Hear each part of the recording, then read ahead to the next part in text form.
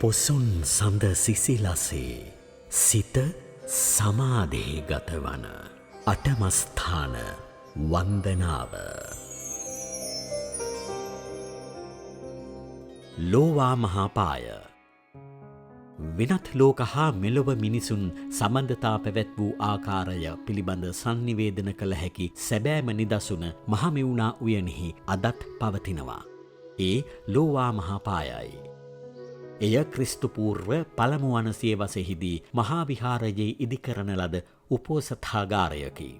එහි වහලය ලෝහ උළුවලින් කළ නිසා ලෝහ ප්‍රාසාදය ලෙසද හැඳින්වෙනවා. ලෝවා මහා ප්‍රාසාදය කරවන ලද්දේ දුටුගැමුණු රජතුමා විසින්. එහි මහල් නවයක් වූ බව වංශකථාවල දැක්වෙනවා. දැනට එහි ගල්කණු මැද පිහිටි කුඩා ගොඩනැගිල්ල නවීන වන නමුදු මහා විහාරයේ පෝය කර්ම සඳහා බෝධි මඩු පරපුරේ භික්ෂුන් වහන්සේ තවමත් මෙම ස්ථානය භාවිත කරනවා. ලෝවා මහාපාය සාදන ලද්දේ තව්තිසා දෙව්ලොව බරණී නමැති දිව්‍යාංගනාවගේ රන් මාලිගාවේ ආකාර සැලැස්මට අනුවයි. ඒ සඳහා රහතන් වහන්සේ 8 නමක් වැඩම කළ බව ශාසන ඉතිහාසයේ සඳහන්. පහළම මහලෙහි වැඩවාසය කර ඇත්තේ පෘථග්ජන භික්ෂූන්.